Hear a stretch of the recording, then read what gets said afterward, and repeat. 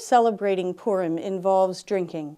And that's not a modern young person saying, "Ooh, let's drink." That's actually a very ancient part of celebrating Purim.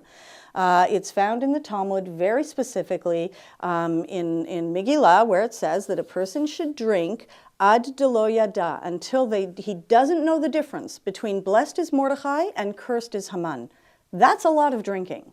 And it is coming from the ancient world, and it does really raise questions today. But before going to the questions, I want to explore why we would be told to do that at all. It's certainly the easy connection is because there is a lot of feasting going on in the story of Esther. And the word for feasting is mishteh, which is this drinking, lots and lots and lots of drinking. And it informs their reality, informs a lot of the confusion of what's going on in the scroll. And it isn't portrayed positively. It's portrayed quite negatively. So again, we'd go and we'd look at the Talmud and say, why are you telling me that I should emulate that part of it? And especially when it says you should drink until you don't know the difference between blessed is Mordechai and cursed is Haman. That's unique. Whenever Judaism tells us to drink, it'll tell us to drink an amount. We will have 4 cups of wine at Passover. We should drink a certain amount out of the Kiddush cup to fulfill the blessing we've just said. It doesn't say drink until you're completely confused, because that's not giving me an amount. I mean, for me, truly, a glass and a half will do it. For many people I know, that's a bottle and a half until they get to that point. It's a personal measure. So really the question is, do we drink till we drop?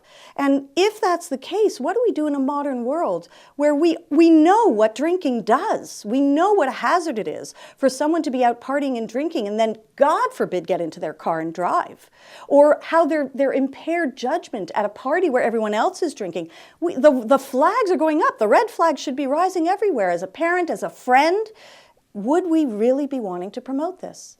And so I think we head to the commentaries, because the commentaries talk about this. And they say this isn't drink till you drop. This is to enter that stage of confusion, because that's what Purim was. Purim was a stage of confusion. It wasn't a stage of total lack of control. It was a stage of confusion. And for that, you don't need to drink till you drop. For that, you take a couple of drinks until you start to realize, oh, I'm not feeling myself. You've done it now, you're done. You need not drink more. And it really does represent a boundary everyone should be paying attention to, because the last thing we'd want to see is Jewish festivals, festivities, ritual, community building, partying, having a wonderful time on Purim, God forbid, leading to some kind of tragedy or some kind of situation that's regrettable, and the person the next day can't imagine how they let themselves do that.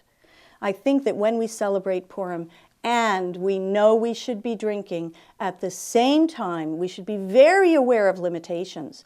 What we want to enter is that stage of confusion where we now understand the Megillah.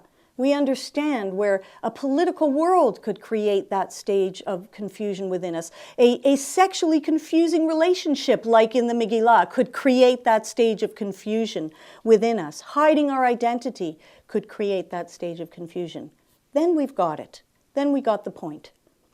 So is Purim about drinking till you drop? Absolutely not. I think in today's world we'd be hard-pressed to find a legitimate argument that would say anyone, young or old, should drink to that point.